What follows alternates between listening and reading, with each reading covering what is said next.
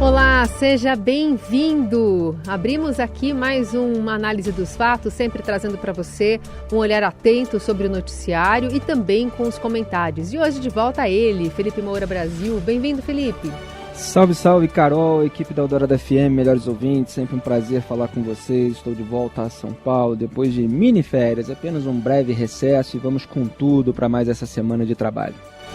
Vamos aos destaques, então, desta quarta-feira, 13 de setembro. STF julga primeiros 4 réus por atos golpistas no dia 8 de janeiro. O primeiro a ser julgado disse que foi a Brasília para lutar pela liberdade. Após 14 dias, polícia dos Estados Unidos captura brasileiro condenado à prisão perpétua que fugiu da cadeia. E ainda, na pauta de Brasília, a reforma eleitoral que mira benefícios para políticos e partidos. O que acontece no Brasil e no mundo. Análise dos fatos.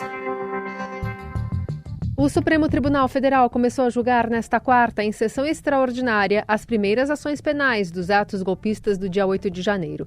Os primeiros réus são o cientista da computação e ex-funcionário da Sabesp aqui de São Paulo, Aécio Pereira, o engenheiro florestal Tiago de Assis Matar e os entregadores Moacir José dos Santos e Matheus Lima de Lázaro, acusados de participação direta na invasão aos prédios públicos na Praça dos Três Poderes.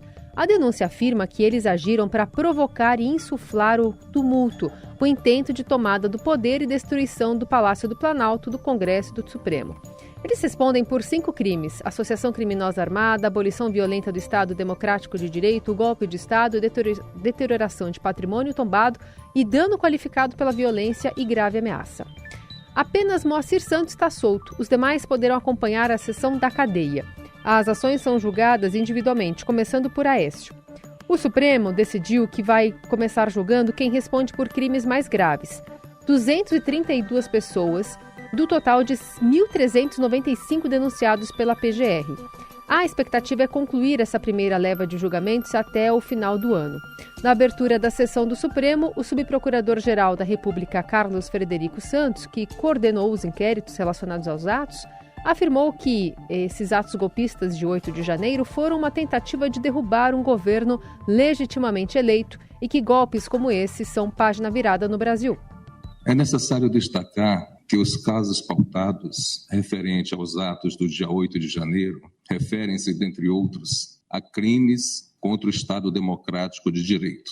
Buscou-se, falando em linguagem mais clara, derrubar um governo que foi legitimamente eleito através do sufrágio universal, a pretexto de ter ocorrido fraudes nas eleições. É importante registrar também que o Brasil há muito deixou de ser uma república das bananas e hoje goza de prestígio internacional das grandes democracias. Golpe de Estado é uma página virada na nossa história e todos aqueles que se filiam a essa ideia espúria de conquistar o poder mediante violência e de forma alheia às normas constitucionais hão de responder pelos crimes daí resultantes. Até o momento, a PGR pediu a condenação de Aécio Lúcio Costa Pereira, primeiro julgado, e 2 de seus advogados já apresentaram os seus argumentos. Bom, o Brasil continua sendo uma república das bananas, ao contrário do que a gente acabou de escutar. Existe muita defesa pomposa da democracia como um conceito abstrato, só que na prática ela não existe de maneira completa.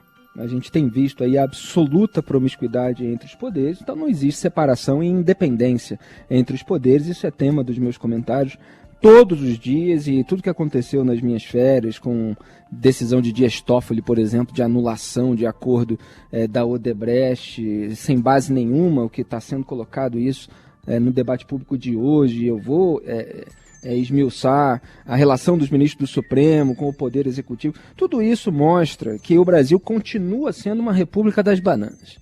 Tá? Esse é só o ponto mais genérico. Agora tem que entrar na questão específica. Vândalo tem de ser responsabilizado e punido. Isso é óbvio. Se ele invadiu o prédio dos Três Poderes, cometeu, ou mesmo sem ter cometido depredação de patrimônio público, ele tem de ser responsabilizado e punido. Agora tem um negócio que muita gente que não tem coragem, e que deveria ter, inclusive vozes dentro do Poder Judiciário, não está querendo dizer. Que o Supremo Tribunal Federal não tem nada que julgar essas pessoas que têm de ser julgadas por outro tribunal. Porque elas não têm foro privilegiado no Supremo Tribunal Federal. Eu estou dizendo que elas não têm de ser punidas? Não, eu estou dizendo com todas as letras que elas têm de ser punidas. Vai variar aí, de acordo com a interpretação individual do julgador, a dosimetria da pena. As notícias são de que elas podem chegar a 30 anos de prisão. A Procuradoria-Geral da República está dizendo, pelo subprocurador Carlos Frederico Santos, que o Ministério Público Federal não tem que descrever a conduta de cada um, porque o que vale é a multidão, a turba, aquele grupo de pessoas que manteve um vínculo psicológico na busca de estabelecer um governo deslegitimado e inconstitucional, etc, etc. Agora, portanto, tem de ser punido, tem de ser responsabilizado. Agora, se não tem foro privilegiado, não é o Supremo que julga. Porque isso também é uma questão legal. Então a gente está vendo um monte de atropelos nesses inquéritos aí sob a relatoria do Alexandre de Moraes desde o começo. E eu aponto desde o começo. Às vezes eles tentam legitimar uma coisa pela outra, vão fazendo um monte de puxadinhos até chegar a um julgamento de um absurdo, mas feito também de uma maneira absurda. E por que eu fiz essa crítica das pessoas que não têm coragem? Porque a pessoa fica achando que ela vai ser associada aos golpistas, que vai parecer que ela está defendendo o golpista. Ora, o Brasil perdeu a capacidade de comunicação? É simplesmente fazer o que eu estou fazendo aqui. Golpista tem de ser responsabilizado e punido. Agora é outro tribunal que vai decidir isso. Não é o Supremo, porque o Supremo julga pessoas que têm foro privilegiado. Por exemplo, os parlamentares da República, ou pelo menos deveria julgar, muitas vezes alivia tudo, deixa para debaixo do tapete, nem sequer abre a ação penal. São os deputados federais, são os senadores da República, é o próprio presidente, vice-presidente, se for o caso.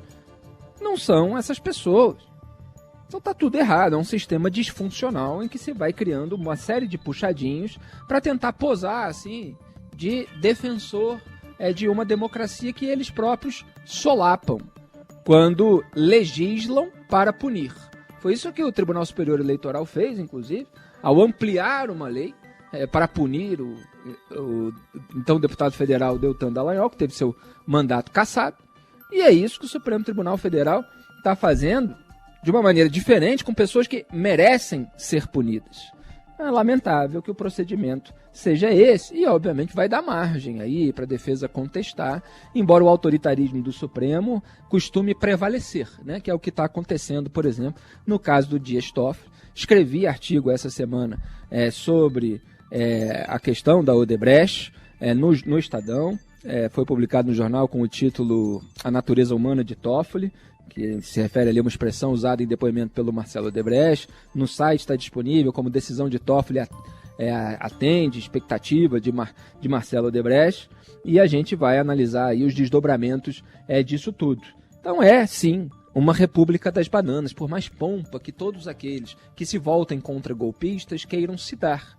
Não basta você ser contra vândalos golpistas para você ser um legítimo defensor da democracia. É preciso muito mais. E o Brasil precisa qualificar esse debate em vez de reduzir tudo a uma questão binária.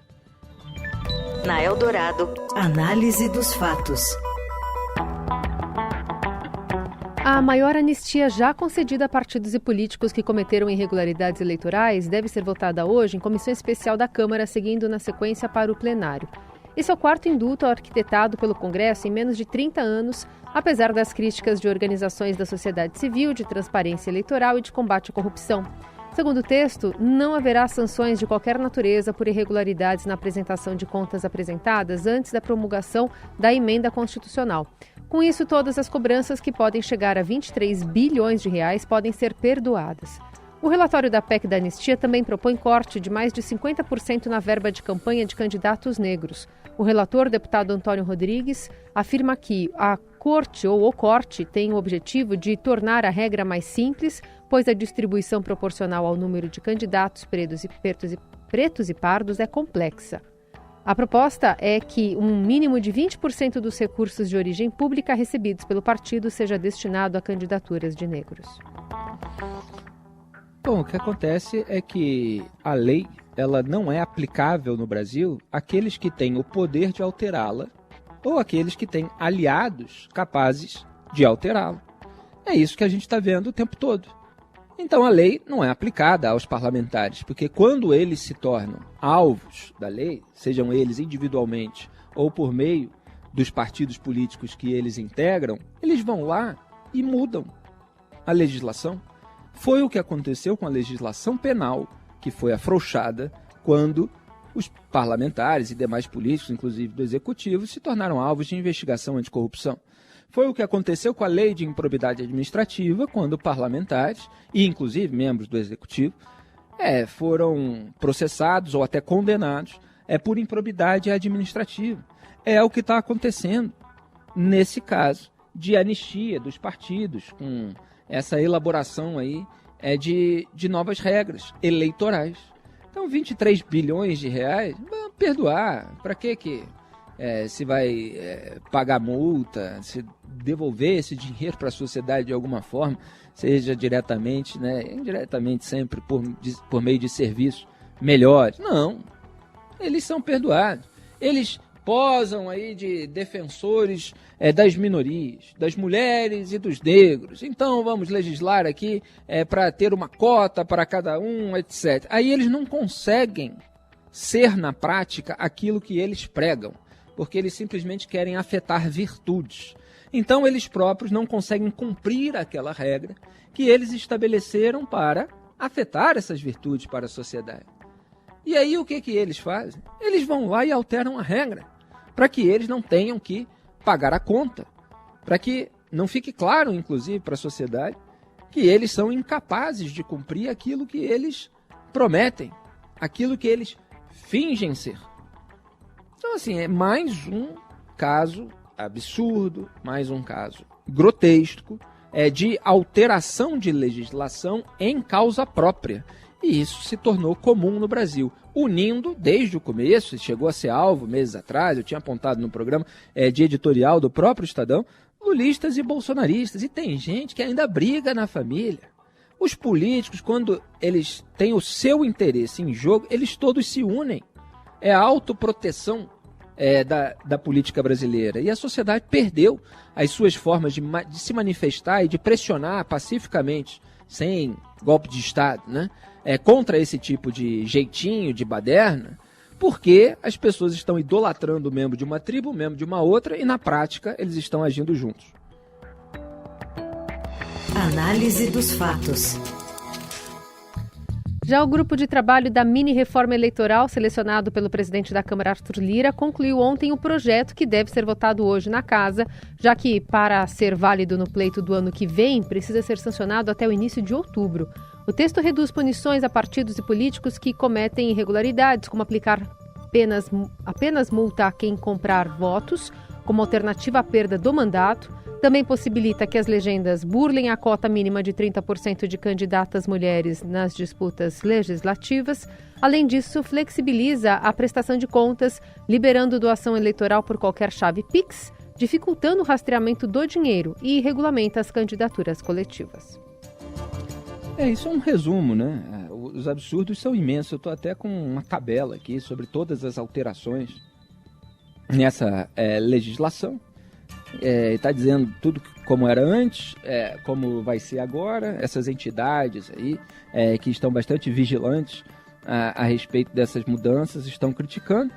E aí você tem lá o quadrinho da direita mostrando que aumenta substancialmente as chances de prescrição das prestações das contas dos partidos, impossibilita o ressarcimento de recursos públicos recebidos e sem contas prestadas, não poderiam ser reconhecidos como fraude a cota de candidaturas femininas, permite que determinados partidos não atendam a cota de gênero, permite que as candidatas em eleições majoritárias entrem na conta, favorecendo o fenômeno das candidatas a vice-prefeitas e vice-governadoras. A destinação a candidaturas de acordo com a autonomia e interesse partidário segue permitindo que uma ou poucas mulheres concentrem os recursos, permite que a campanha na prática comece a partir de 26 de julho, tentativa de intimidação e atenta contra o livre exercício da atividade profissional do servidor público, não dá tempo de mostrar aqui detalhadamente todas as mudanças que estão sendo feitas por meio da mini-reforma eleitoral que complementa essa anistia do partido. Está tudo mais ou menos no mesmo bolo para facilitar a vida dos políticos em detrimento, evidentemente, dos interesses da sociedade. E são bilhões de reais que vão permanecer num fundo público provavelmente turbinado. Você ouve Análise dos Fatos, com Felipe Moura Brasil e Carolina Ercolim. De volta aqui com a Análise dos Fatos. Agora para falar sobre o brasileiro Danilo Cavalcante, que foi capturado pela Polícia do Estado da Pensilvânia, nos Estados Unidos, nesta quarta. E uma entrevista coletiva está prevista para esclarecer os detalhes da captura. Cavalcante, que foi condenado à prisão perpétua por matar a ex-namorada Débora Brandão, estava foragido desde o dia 31 de agosto, quando conseguiu escapar da prisão. As buscas duraram 14 dias e contaram com a mobilização de um forte aparato policial. O brasileiro chegou a roubar uma van e um rifle durante o tempo em que era procurado. A polícia diz que ele tinha sido visto a última vez em South Coventry, no leste da Pensilvânia. As autoridades estipularam uma recompensa de $25 mil, dá quase 123 mil reais, para quem desse informações sobre Cavalcante.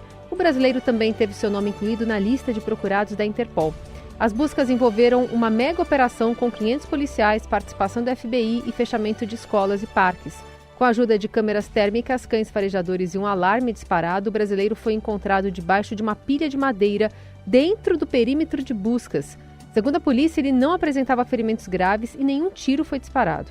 Primeiro, durante a madrugada, o alarme de um imóvel foi disparado. Policiais não encontraram nada, mas isso levou a operação a focar na área. No domingo, a polícia dos Estados Unidos afirmou que Eleni, irmã de Danilo, tinha sido detida e deve ser deportada. Ainda não se sabe se ela é suspeita de ajudar o brasileiro a escapar da prisão. Uma vergonha para os Estados Unidos que a prisão fique parecendo o presídio brasileiro, de onde é fácil de fugir. Teve uma câmera que registrou o momento, eu estou com a fotografia aqui na minha frente, em que esse psicopata assassino, que eu espero que agora fique na cadeia para sempre, consegue subir até o telhado esticando as pernas em uma parede, colocando as mãos na outra. Então ele coloca as mãos em uma, coloca a sola do pé nas outras e vai subindo assim deitado, o que qualquer homem relativamente forte, atlético basicamente, consegue fazer. Você vai subindo e aí ele chega até um telhado onde ele consegue escapar. E um outro detento tinha fugido de maneira muito parecida em maio e tinha sido recapturado em 5 minutos. O caso do brasileiro teve que ter ali a contagem dos presos para perceber que ele tinha fugido, e aí o vigia foi demitido. Ora, se um sujeito já tinha fugido assim, não é só um vigia que você precisa colocar ali, você precisa mudar a arquitetura, que foi mal elaborada. Você bota um bloco de concreto, você faz uma obra, você tampa qualquer maneira ali que o sujeito tenha de acessar um lugar onde ele possa começar a correr. Então é lamentável que tenham permitido a reincidência desse tipo de fuga. Espero que tomem as devidas providências agora e que ele nunca mais saia da cadeia. Ele não tem nada a perder, prisão perpétua, matou uma mulher com mais de 30 facadas, ele vai tentar fugir de novo e eu espero que, repito, ele não consiga mais. Análise dos fatos.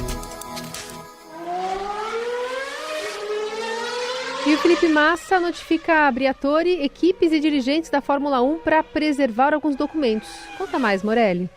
Olá, amigos. Quero falar de Felipe Massa e do passo importante que ele deu para tentar reaver o título mundial de 2008. Ele avisou todos os organizadores da Fórmula 1, da FIA, da Federação Internacional de Automobilismo, da Renault, a sua escuderia na época, para que não destruam documentos daquela etapa de 2008. Isso quer dizer que a justiça vai bater na porta dessas organizações, dessas empresas, para tentar investigar tudo o que aconteceu no GP de 2008, que Massa perdeu por 1 ponto o título mundial para Lewis Hamilton na prova de Interlagos em São Paulo. Só para vocês lembrarem do caso, Nelsinho Piquet corria pela Renault, ele bateu o carro a mando da equipe propositadamente para ajudar o seu companheiro de time, Fernando Alonso. Isso fez com que a corrida parasse, fez com que o safety car entrasse na pista e o Massa ficou lá para trás na corrida, que ele poderia ter tido uma sorte melhor. Os organizadores daquela prova falaram recentemente que sabiam de toda a armação, mas não tomaram nenhuma providência. O que o regulamento prevê, que quando acontece um tipo dessa natureza, a prova tem que ser anulada e toda a somatória dos pontos daquela prova vão ser anulados também. Se isso tivesse acontecido, Felipe Massa teria vencido o campeonato mundial. Felipe Massa entra na justiça para rever este caso, para tentar ser campeão pela justiça ou, no mínimo, ser indenizado. Fala-se em 150 milhões de reais. É isso, gente. Falei. Um abraço a todos. Valeu. Eu só achei absurda, né, a declaração do ex-chefão da categoria, o Bernie Ecclestone, que ele falou que o clã Massa só se preocupa com dinheiro, mas as chances disso, né, a modificação do resultado acontecer, são zero. Acho que o Massa também poderia responder a ele. Na Eldorado, análise dos fatos.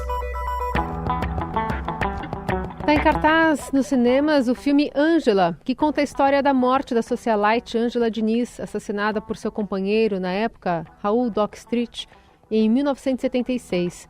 Na época, o crime recebeu muita atenção na mídia, pois no primeiro julgamento a defesa do acusado usou o argumento da legítima defesa da honra e alegou que os comportamentos de Ângela causaram a reação violenta. A tese foi invalidada no mês passado por decisão do Supremo Tribunal Federal, 47 anos depois do assassinato da socialite. Em entrevista a Emanuel Bonfim e Leandro Cacossi, no fim de tarde, o diretor Humberto Prata lembra que é familiarizado com o enredo desde criança e conta que a intenção da produção é desconstruir a imagem deixada sobre Ângela pela defesa de Doca.